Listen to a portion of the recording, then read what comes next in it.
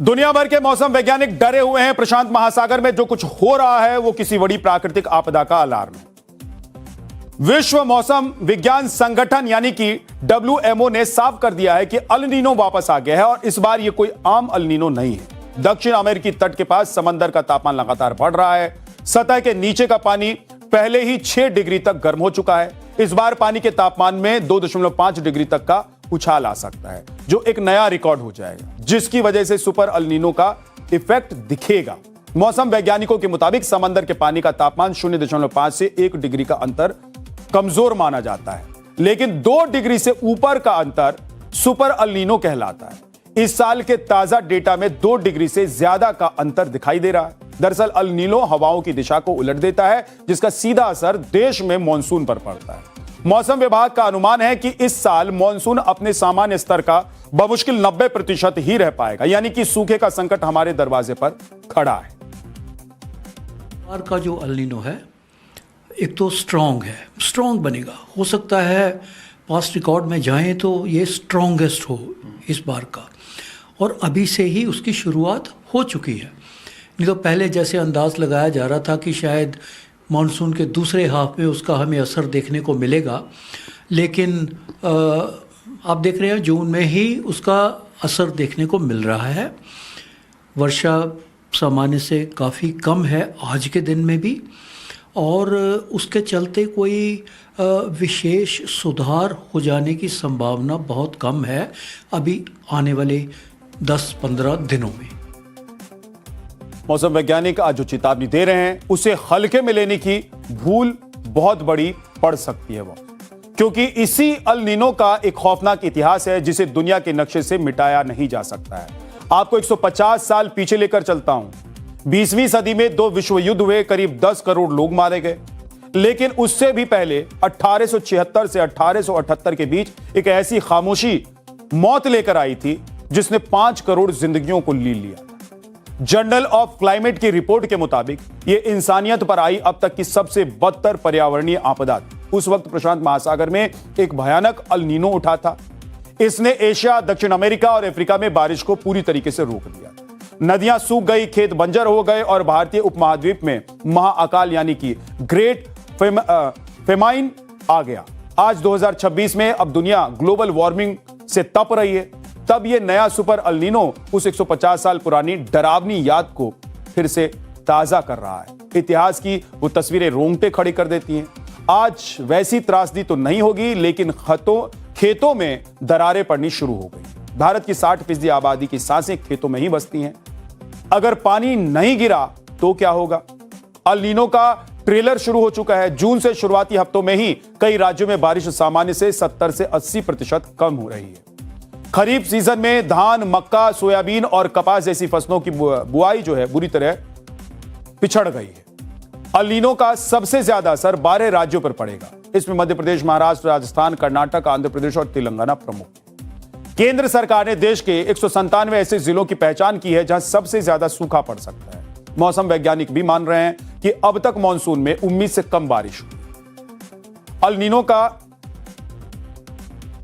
Overall India में देखा है तो डेफिशिट रेनफॉल में चल रहे थे, एंड आसपास क्षेत्र में भी जैसा ओडिशा में बताया कि ओडिशा में कुछ हिस्सा ही कवर हुआ है, विदर्भ में और मध्य प्रदेश में अभी तक एंट्री नहीं हुआ है, सेंट्रल पार्ट में एंट्री नहीं हुआ है। अल नीनो का सबसे भयंकर रूप जुलाई से सितंबर के बीच देखने को मिला। अगर बारिश 90% से कम रही तो देश में अनाज उत्पादन में 10 से 15% की बड़ी गिरावट आ सकती है। समंदर की गर्मी का सीधा साइड इफेक्ट आपकी जेब को जलाने वाली।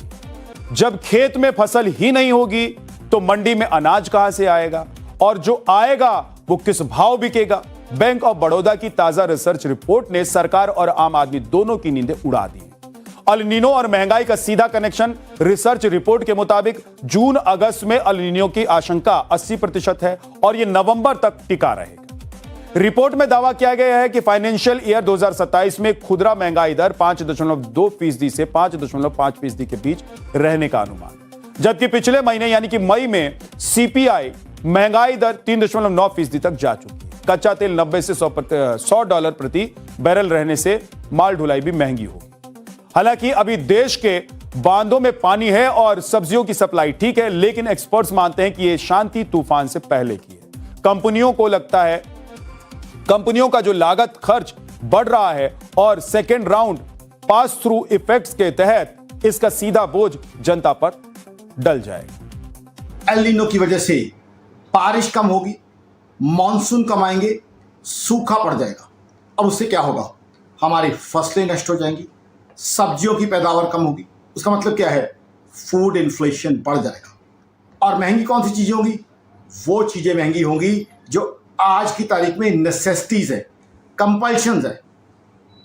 आटा महंगा हो जाएगा, चावल महंगा हो जाएगा, सब्जियां महंगी हो जाएंगी, दालें महंगी हो जाएंगी। अब सोचिए, कौन सा परिवार है जहां आटा, चावल, दाल और सब्जियां कंज्यूम नहीं होती? तो इससे क्या होगा? आपकी जेब पे बहुत बुरा असर पड़ेगा। सवाल है कि क्या अल नीनो के इस चक्रव्यूह को तोड़ने का कोई प्राकृतिक तरीका भी है? विज्ञान कहता है कि हां, प्रशांत महासागर के इस राक्षस का इलाज हमारे अपने हिंद महासागर के पास है। इसे कहते हैं आईओडी। प्रशांत महासागर में जो तबाही अल नीनो मचाता है उसका एंटीडोट हिंद महासागर का पॉजिटिव आईओडी यानी कि इंडियन ओशियन डिपोल बन सकता है। अगर हिंद महासागर का पश्चिमी हिस्सा ज्यादा गर्म हो जाए तो वहां से उठने वाले बादल भारत की तरफ बढ़ते हैं और अच्छी बारिश करते हैं। मौसम वैज्ञानिक इसी पॉजिटिव आईओडी के विकसित होने की दुआ भी कर रहे हैं ताकि अल नीनो का असर कुछ हद तक बेअसर हो जाए।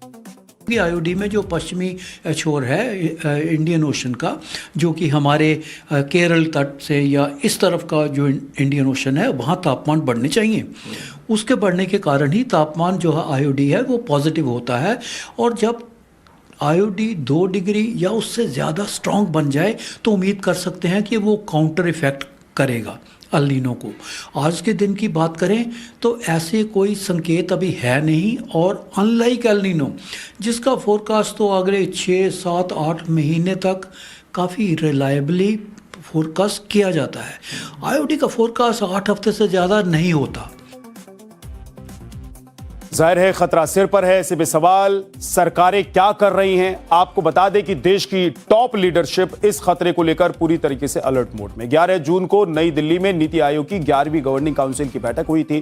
प्रधानमंत्री नरेंद्र मोदी ने राज्यों के मुख्यमंत्रियों के सामने अल नीनो का मुद्दा प्रमुखता से उठाया। पीएम मोदी का मैसेज क्लियर था कि बारिश के हर एक कतरे को सहेजना है।